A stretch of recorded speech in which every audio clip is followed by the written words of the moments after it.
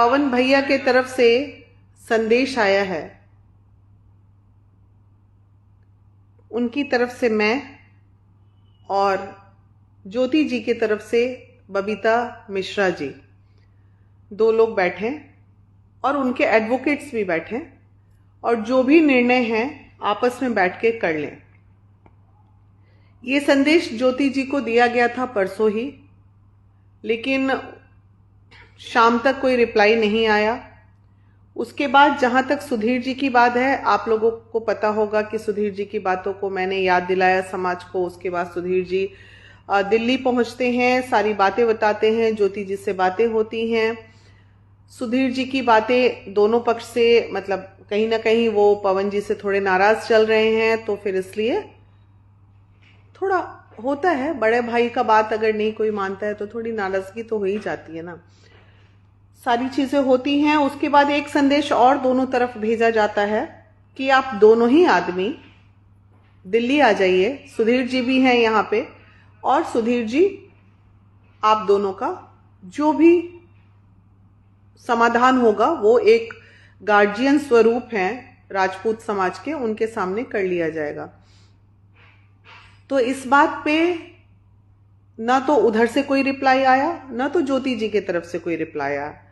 और हम लोग कल शाम को ये निर्णय मैंने भी ले लिया था उनके साथ साथ कि मैं इस केस में अब नहीं पढ़ूंगी, क्योंकि कल पवन जी भी आ गए थे लाइव और उन्होंने अपनी बातों को रख दिया था। क्योंकि देखिए, अब ये जो है ना, ये पारिवारिक झगड़ा नहीं, ये एक राजनीतिक मुद्दा टाइप का झगड़ा बन चुका है। अब ये दूसरे रूप में, दूसरे दिशा में रूप ले रहा है। तो ऐसी परिस्थिति में हमें शांत हो जाना ही, जो बुद्धिजीवी लोग होंगे वो चुप हो जाएंगे कि जब किसी का बात कोई नहीं मानता है तो आदमी अपनी इज्जत बचाने के लिए चुप हो जाता है कि भाई ना हमको आपसे मतलब है, ना हमको आपसे मतलब है, ना आप भी मेरे लिए प्रिय हैं, आप भी मेरे लिए प्रिय हैं, दोनों का भला हो जीवन में, वैसे कह के हम लोग बैक हो जाते हैं। कल सुधीर भैया ने भी ये निर्णय ले लिया कि इस केस से मैं बैक हो रहा हूं, अब मैं दोनों में से किसी से बात नहीं करूंगा। और कल शाम को मैंने भी ले लिया था निर्णय कि अब इस मैटर पे मैं नहीं बोलूंगी, इसलिए सुबह से कोई बात मैंने नहीं बोली। और अभी मैं इसलिए बोल रही हूं क्योंकि आज लगभग दोपहर 11 साढ़े 11 बजे ज्योति जी का फोन आया है मेरे पास और उन्होंने अपनी कुछ बातें हुई हैं हम दोनों के बीच में, लेकिन बात का सार मैं आपको बता दूं। वो पवन जी द्वारा जो बातें कही गई हैं कि ठीक है, एक बार वो तैयार हैं बैठने के लिए, लेकिन उनका ज्योति जी का ये कहना है ठीक है, उधर से आप और इधर से बबीता दी, सिर्फ 4 लोग बैठेंगे। और सुधीर जी के लिए भी उन्होंने हामी भरी। अब वो बैठेंगे कि नहीं बैठेंगे मुझे नहीं पता, लेकिन उनका कहना है कि बस 4 लोग बैठेंगे और हम 4 लोग बैठ के ये निर्णय को लेंगे, जो भी निर्णय होगा उसे। तो मैं ये संदेश अब पवन सिंह जी को दे रही हूं, पवन भाई डेट फिक्स कीजिए। मेरे पास टाइम नहीं है उतना कि मैं दिल्ली में बैठे रहूं, मेरे पास और भी बहुत सारे काम हैं। तो मुझे लगता है कि जब भी आप पटना आइए एक डेट दे दीजिए। ज्योति जी पटना बैठने के लिए तैयार हैं, वो अब लखनऊ नहीं बैठेंगी और पटना वो बैठने के लिए तैयार हो गई हैं। तो अब आप कब का समय दे रहे हैं आप मुझे बता दीजिए। ऋतिक जी द्वारा संदेश, ऋतिक भाई आपसे भी मेरी बात हुई है, कॉन्फ्रेंस में बबीता मिश्रा भी बात की हैं। तो अब ये बात है कि आप बता दीजिए कब आप बैठ रहे हैं, तो वो डेट एक फिक्स कर दिया जाएगा और उसी डेट में आप हम लोग बैठ के जो भी होगा, इस सोशल मीडिया का जो ये स्वरूप ले रहा है, देखिए इससे 2 नुकसान हैं।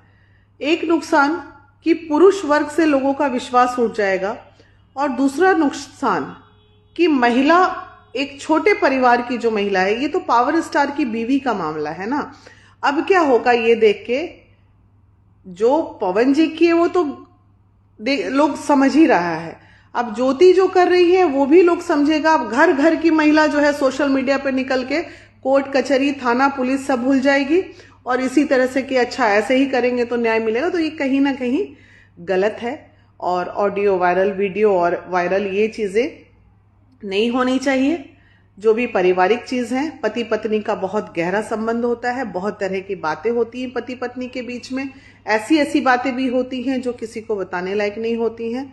और दोनों के लिए मैं बोल रही हूँ, इसलिए आप लोग, अब बहुत हो गया आप लोग का झगड़ा लड़ाई, 7 साल पूरे होने जा रहे हैं झगड़ते झगड़ते झगड़ते। अब 7 जन्म इसको झगड़े को मत बनाइए, 7 फेरे आपने लिए हैं, तो कम से कम अब इस झगड़े को पूर्ण विराम लगे। और ज्योति, आप भी थोड़ा शांत हो जाइए। मुझे उम्मीद है कि मेरे इस लाइव के बाद बहुत जल्द एक डेट आ जाएगा और हम लोग पटना में बैठेंगे। तो मैं आपसे थोड़ा सा दोनों ही पक्ष से गुजारिश कर रही हूँ कि बिहार के माहौल को देखते हुए, बिहार के भविष्य को देखते हुए, आप दोनों ही पति पत्नी थोड़ा शांत हो जाइए, क्योंकि इसका बहुत गलत असर पड़ रहा है समाज में। और बाकी मैं क्या बोलूं, ज्योति का, पवन जी का संदेश ज्योति तक पहुंचा दिया। ज्योति का आज हामी आ गई हैं तो वो पवन जी तक पहुंच गई। अब फाइनल बात ये है कि कब पटना में डेट हम लोग फिक्स करें और वहां हम लोग बैठेंगे। ज्योति जी का कहना है कि बबीता मिश्रा दी, आप, पवन सिंह जी और मैं भी नहीं चाहती हूं कि हम लोगों के बीच में अब कोई 5वां आदमी बैठे। तो ठीक है, कई बार क्या होते हैं कि रिश्ते इतने खराब हो जाते हैं कि व्यक्ति चाहता है कि चलो ठीक है, हम एक ऐसे कॉमन पर्सन हैं जो आप दोनों का भला चाहते हैं। ना तो हम ज्योति का बुरा चाहते हैं, ना तो हम पवन का बुरा चाहते हैं। जिंदगी में गलतियां हर किसी से होती हैं, लेकिन गलतियों की क्षमा होती है, अपराध की क्षमा नहीं होती है। तो अगर इसमें कुछ गुंजाइश बनती है तो एक कोशिश की जा सकती है। और अब मुझे लगता है कि अतिशीघ्र आप मुझे फोन करके डेट फिक्स कीजिए। फिलहाल मैं दिल्ली में हूँ, पटना में हो सकता है 13-14 तारीख तक मैं पटना पहुंचूंगी। फिर आप लोगों से बात होगी और जैसा होगा, क्योंकि ऋतिक जी को मैंने मॉर्निंग में भी फोन किया, ऋतिक ने फोन नहीं उठाया, फोन बिजी था। फिर ज्योति ने किसी संजीत का नंबर दिया, मैं नहीं जानती संजीत कौन है, हाँ संजीत ही नाम था शायद, तो उन्होंने भी फोन नहीं पिक किया, वो कॉन्फ्रेंस में बात करना चाह रही थी। और उसके बाद अभी भी मैंने ऋतिक को फोन लगाया, पवन जी का तो मोबाइल स्विच ऑफ आ रहा है, ऋतिक के मोबाइल पे ही बातें हो रही हैं। तो अभी भी ऋतिक आपने फोन नहीं उठाया। अगर आप फोन उठा लेते तो मैं लाइव नहीं करती, बताती नहीं, क्योंकि अब जमाने को इंतजार है कि आगे क्या हुआ। और मुझे पता है कि इस केस को पूर्ण विराम हम ही कुछ लोग बैठ के मिलके दे सकते हैं। बाकी जिन्हें टीआरपी खाना है, जिन्हें, मैं आपको स्पष्ट कर दूं, मुझे टीआरपी का कोई शौक नहीं है, मुझे इस केस में टीआरपी नहीं खाना है। ना मैं उनके लिए जिंदाबाद बोलूंगी, ना मैं उनके लिए मुर्दाबाद बोलूंगी, मुझे किसी में कोई इंटरेस्ट नहीं। लेकिन हाँ, इसमें जरूर इंटरेस्ट है कि ये चीज कैसे स्टॉप होगा।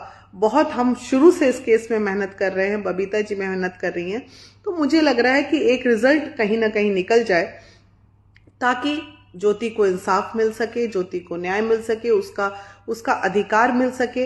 अब पति पत्नी के दिल में तो हम घुस नहीं सकते, लेकिन जहां अधिकार की बात होगी तो अधिकार के लिए हम लड़ जरूर सकते हैं, ये तो हम कर सकते हैं, ये मेरे सीमा क्षेत्र में है।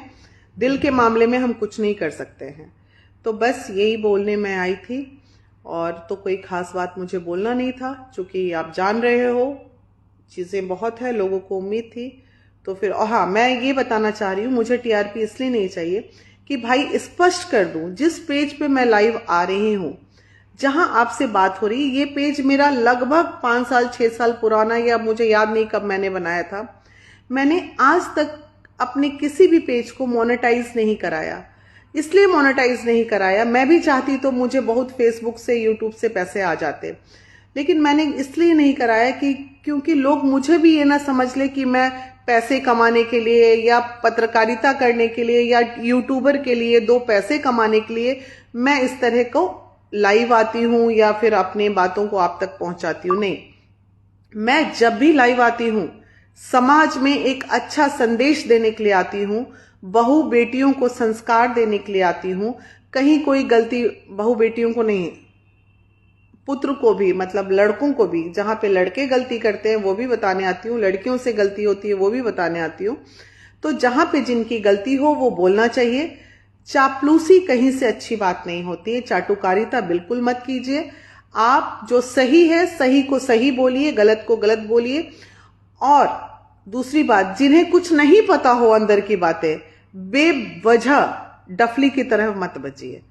हमें दोनों पक्ष की बातें पता है, चाहे वो कुछ लोग हैं ऐसे जिन्हें सब बात पता है, अंदरूनी सारी बातें पता है, कहाँ पवन की गलती है ये भी पता है, कहाँ ज्योति की गलती है ये भी पता है, इसलिए हम बहुत बैलेंस्ड बोलते हैं।